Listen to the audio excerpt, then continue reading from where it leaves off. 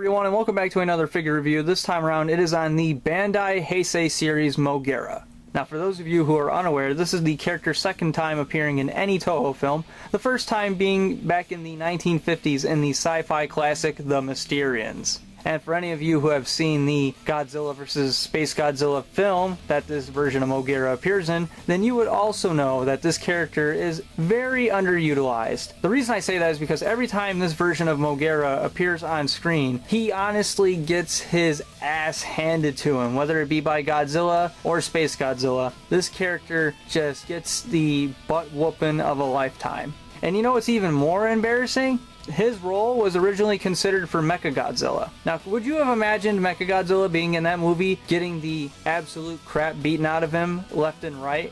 I sure as hell couldn't.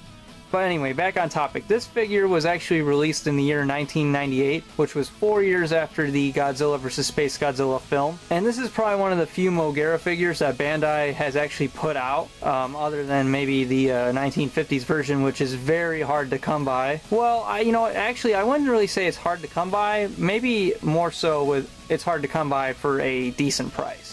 Same with this guy here. This guy is kind of hard to come by, and when you do come by him, sometimes he goes for a hefty price. But enough of that for the time being. Let's dive into the figure.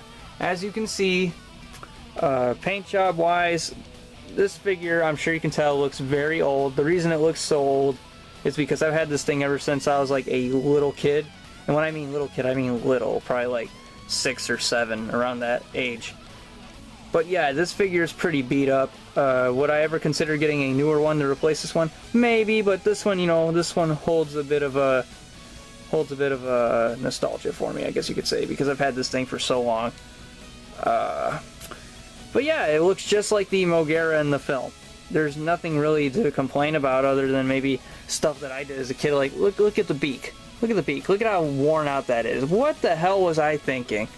And also, the paint scuffs here and there, and, just the overall, like, paint, like, in color wearing away.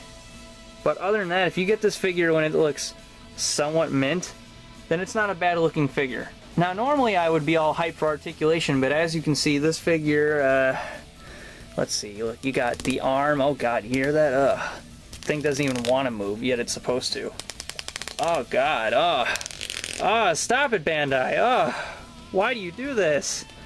How bad is this one? Oh God. Oh God. Anything else move? No, literally 2 points of articulation. You couldn't have given us the waist, Bandai? Come on, man. Come on. You could have done better. Come on. Well, I guess that's what a future Monster Arts is for, right? If they ever release one. The paint job and overall detail is not bad, but the articulation kinda is.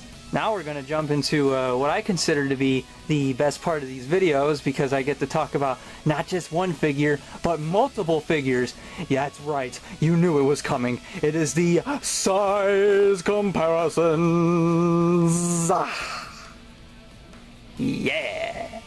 Here he is next to the Bandai Heisei Godzilla. The reason I call it the Heisei Godzilla, not a specific year, is because, well, I mean, if you look at it, it's more or less based off the 1992 Godzilla, the Godzilla from Godzilla vs. Mothra. Yeah, I would just call it a Heisei Godzilla because, that's basically what it is, and they even market it that way, so whatever, I don't really care. They market it as the 1993 Godzilla these days. It's actually the 1992 mold, so good job there, Bandai. Good job trying to cover your tracks. Good job. You did good. You did good.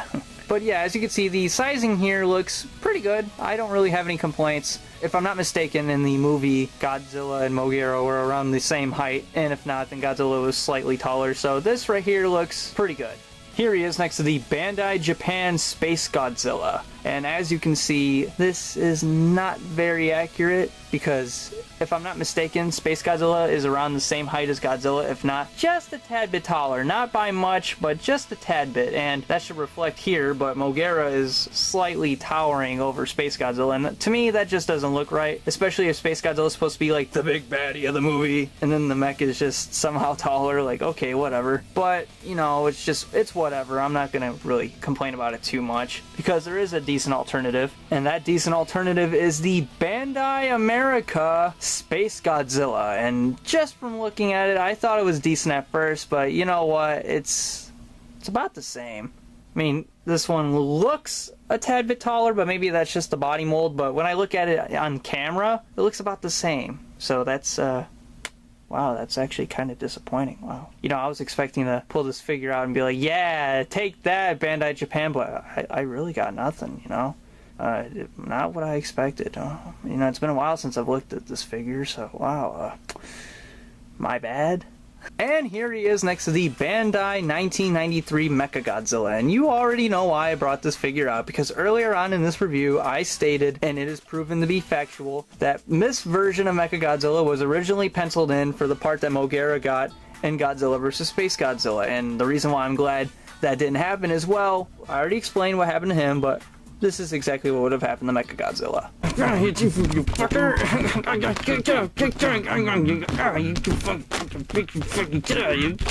fucker! Get back down! Yeah, I'm really glad that didn't happen, because that would have been embarrassing. Kind of like that skit. Oh God, what am I doing with my life? What the hell, man? Everything's falling apart.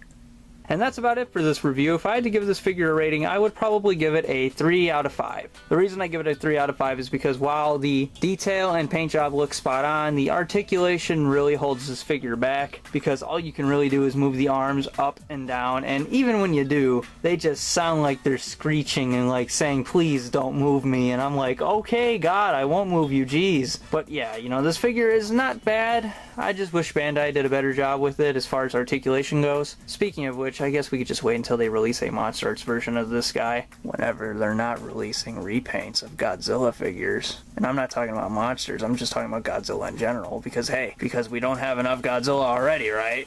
Overall, this figure is not bad, and if you can find him for a decent price, which seems almost impossible these days, because on the internet, especially like eBay for example, I'm just making eBay as an example because it's the easiest one to go to, you could find this figure for like $45 and up. If you're willing to spend that money, I don't know if he's really worth it. I'd say anywhere below that is worth it, but 45 and up, forget about it. You're better off just waiting for a Monster Arts version of this guy if that ever comes out. This is Gojira 2012 saying farewell for now. Take care, everyone. I'll talk to you later.